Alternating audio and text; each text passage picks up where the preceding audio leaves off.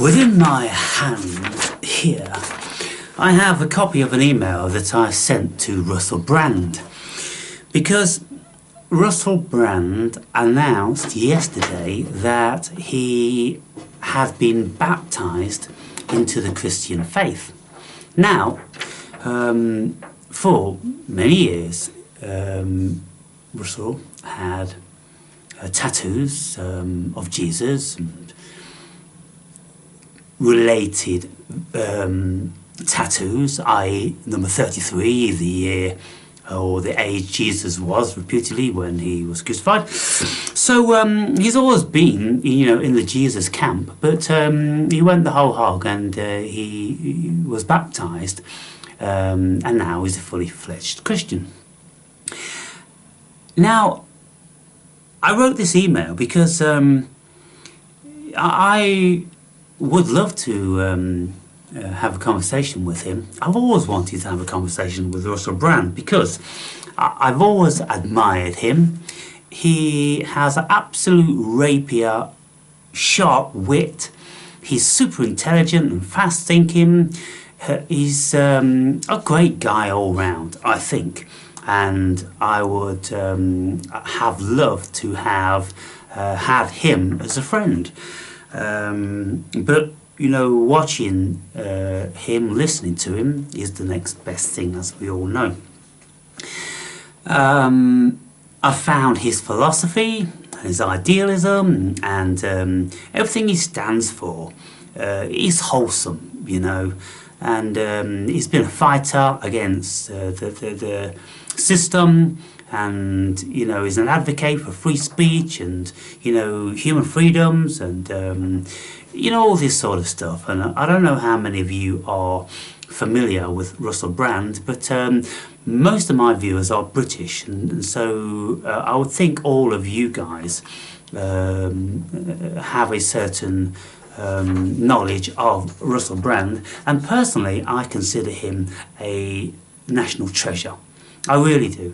I think he's absolutely superb, and how his mind works so articulately and so fluidly and lightning fast, just incredible. And he's got charisma, he's got everything. He's a very gifted genius, special human being. So what I have said to him is this, and I've sent it to his personal email, and I also sent a copy to the business side, and I've got a reply back saying that of course we get a lot of emails, you can't guarantee we're going to get back to you, but I've said this. I said, "Hi Russell, my name is Aaron Berry, 60 years old, British born and bred, although travelled globally, been a follower of yours for 20 years or so. Do you think becoming a Christian will last long, given the many restrictions you will discover that you are obliged to comply with? Do you think you may come to resent not being able to do the things you can no longer do, such as speaking freely as you once did? How do you feel your faith will stifle your comedic freedom?" Now, of course, Russell Brand has always been, in the early days, he's changed a lot since he's got married. But, in the early days of True's News, he was cussing and dissing and calling people out. And in his stand-up comedy, it was very sexually oriented and drug-oriented and speaking about his addictions and, and all this different sort of thing. But now I've noticed, and when he only announced his baptism yesterday, all of a sudden he's having to think a great deal about things he used to say, things that it's natural for him to say. And I'm just wondering how oppressive he's going to realise that is. And how it's going to affect him, because he's no longer going to be a comedian. People these days, they can't do comedy because the liberalists, will attempt to cancel them in any shape or form. And I'm pretty sure that the liberalists will be on Russell's case in an instant about anything they possibly could, in view of the fact that they already tried to hang him in recent times. Do you think you may become resentful, not being able to do the things and say the things you used to? How do you feel your faith will stifle your comedic freedom? Do you think that becoming a Christian is another of your many short-lived mini-adventures, infatuations? Because his character is very flighty, he's subject to infatuation with lovers and people and things, and you know, I've followed him for long enough to know that there's many projects that he begins he doesn't finish. You know, for many reasons. Maybe he gets better offers, maybe they become just unsustainable, and you know, our objectives and goalposts move. But there's been lots of things that he hasn't followed through, and so I'm just wondering about this one, you know, and I'll tell you why in a while. Have you had any genuine spiritual or religious experiences that have convinced you of a God or the efficacy of Jesus? Do you not think that Jesus is an egregore? Do you contemplate that by wanting Jesus to exist, you are creating your reality and building or adding to the existing egregore? Having once been steeped in Eastern philosophy and having a profound affiliation with that level of sound reasoning, do you think that you are now going backwards by throwing your reasoning faculty aside in favour of the fiction of Christ or blind faith? After all, if you have no personal experience of a Christ being genuine, aren't you just wishful thinking a benevolent being into your reality? That's what most Christians do. That's why they have this blind faith. They're just fantasizing, you know, Jesus into their lives without ever having a religious experience. There are myriad of other questions along similar lines, too many to list here. I'm sure you are inundated with this level of inquiry, and so I respect that you have an obvious filter system in place to preserve and manage your time. I would love to send you a copy of my book and hope that you would find the time to at least browse the blurb, which is on Amazon, to see if it would spark your interest. I speak a good deal about entheogens, which I know you have a certain fascination with, having not taken any, and wishing you could, but because you're in a state of abstinence, you're very conflicted about that. But I know you would really love to try some shrooms and some DMT. I speak in depth about how they have shown me incredible religious and spiritual insights. I hope this email finds you in good spirit. Kind regards, Aaron Berry. So, I have reached out to one of my long-term heroes.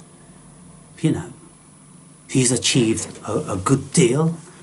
He came from humble beginnings, single parent.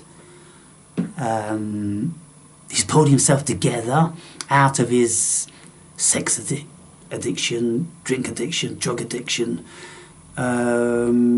He's now, you know, happily married to a wonderful woman with 3 beautiful children, and he's got himself very established in the arena where he is.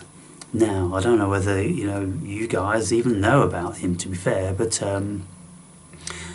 he's on YouTube and he's on Rumble, Russell Brand. Just check out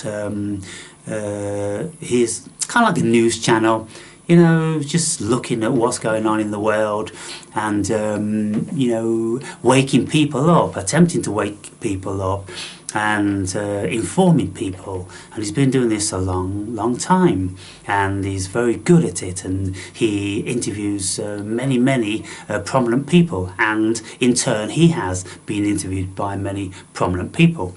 So this is what I'm going to be doing tentatively more of. I'm going to be reaching out to people who I admire, who I would like to engage with, who I would like to send my book to. And because there are, you know, some channels, nothing like as famous as Russell Brand, of course, who are crying out like I have been for many years, you know, crying out, you know, throughout the cosmos. Is there anybody out there that wants to engage in intelligent conversation about the subject matter that I broach? And goodness me, it's astounding how few people are actually up for that. So what I've resolved is that instead of appealing to my viewers, it would be better for me to approach people who are already doing it. And I'm pretty sure that, you know, send them a link to my videos, a link to the book, and a few ideas of the things I want to speak to them about, and then we've got liftoff. And so that's what I'm going to be doing. But also, you know, I've got so much that I want to write about.